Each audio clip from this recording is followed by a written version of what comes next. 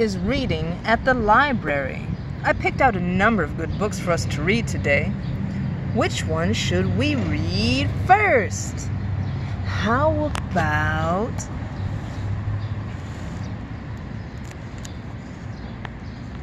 this one? Detective Dog by Julia Donaldson. We're outside today. You can even read the library books right outside. There once was a dog with a keen sense of smell. She was known far and wide as Detective Dog Nell. Sniff, sniff, sniff, time after time. Nell, the detective, solved crime after crime. Who threw the hazelnuts down from the trees? Who took the honey away from the bees? Who left poop on the gravel path? How did the spider get into the bath? Sniff, sniff, sniff, with a wag of her tail. Nell the detective was hot on the trail. Nell shared her house with a person called Peter, a very nice child, though he could have been neater. And 6-year-old Peter was one of those boys who kept on misplacing his clothes and his toys. Sniff, sniff, sniff, nose on the ground. Those are the things that Detective Dog has found. The bus in the bowl and the book in the bed. The sock on the sofa and the shoe in the shed. The tumble-down teddy, the bounce-away ball. Oh no, it fell in the toilet. Nell the detective discovered them all. Now, Nell did detection from Tuesday till Sunday, but did something totally different each Monday. She found Peter's bag and she tracked down her lead, then set off for school where she heard children read. All right, my kind of dog. The children loved reading stories to Nell, and Nell loved to listen, and she also loved to smell. Sniff, sniff, sniff.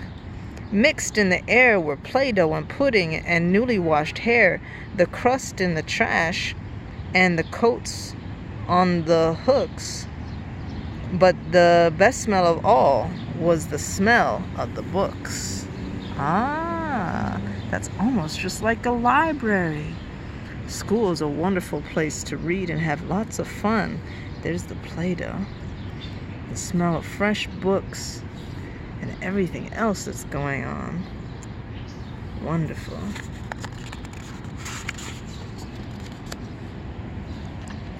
Books about dinosaurs, books about knights, books about meteorites, books about a princess who turns into a frog, books about dragons, and books about dogs. But then came a Monday when all was not well. Nell sniffed the air, and she smelled the wrong smell. What's happening? Into the classroom, the two of them hurried and found Mr. Jones looking terribly worried. He tugged at his hair and let out a sigh. Peter looked round and he started to cry. Sniff, sniff, sniff. What was going on? The books, cried out Peter. The books were all gone. Not the books, not the books.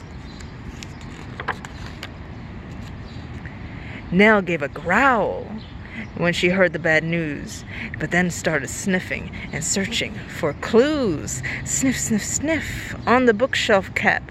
The thief must have dropped it. Oh, on the bookshelf, a cap. The thief must have dropped it in the terrible chap. Nell sniffed the cap. Then she tugged on the lead, and woof, she was off to astonishing speed. Everyone followed Detective Nell.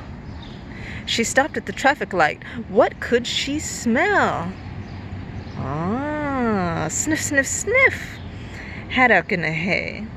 Pizza and the penguins, and farther away, the smell of the thief, and how very exciting. Thousands of pages, all covered in writing. She could smell the books themselves. Amazing. Then, woof, they were off, with no time for a stop, past the farm and the zoo. The farm and the zoo, and the fry pie shop. They raced through a field where rabbits smelled good, then over a golf course and into the wood.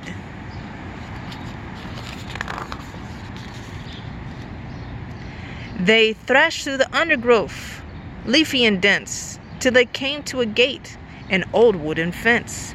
Then Nell started growling and pricked up at the ear. She barked, and the barked meant, the thief is in here. Oh, here we go. They flung open the gate, and Peter cried, "Look!" For there sat a man with his nose in a book. There were many more books poking out of a sack, and the children yelled, "Those are our books! Give them back!" Sniff, sniff, sniff. The book thief looked sad. Oh, he's sniffling. "I'm sorry," he sniffled. "I know I've been bad. Stealing is wrong. But I just meant to borrow. I was planning on giving all the books back tomorrow." To borrow, to borrow? Nell pricked up an ear. She barked, a bark, and the bark meant, "I've got an idea." Then woof, she was off, and away they all sped, including the book thief, who told them, "I'm Ted." Sniff, sniff, sniff, they raced through the wood and over a field where rabbits smelled good. They panted and puffed past the fry and pie shop, the zoo, and the farmyard, with never a stop, except to retrieve Peter's scarf and his ball, which someone had thoughtfully placed on the wall, till they came to a building with doors open wide. And what did they see when they all went inside? Thousands of books, from the floor to the ceiling, which gave the book thief a most heavenly feeling. He gazed in amazement. "Where am I?" he said. And Peter replied, "In the library, Ted. You can join if you want to. There isn't a fee.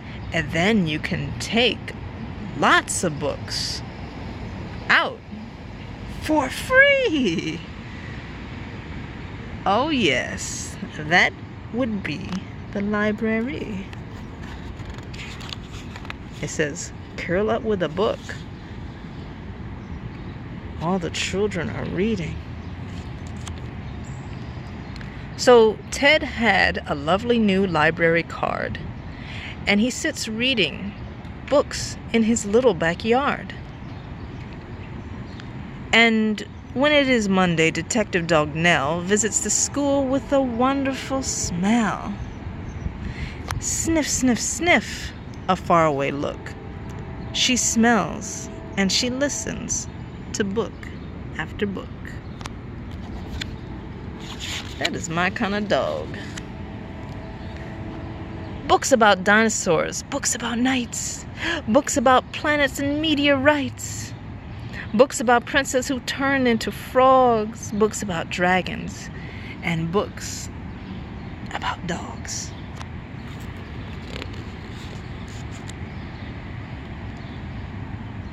All the old books and the new ones as well. The story of daring Detective Dog Nell.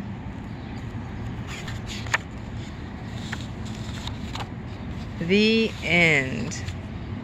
Now that was quite an adventure. When a crime needs solving, there's only one dog for the job. The Detective Dog.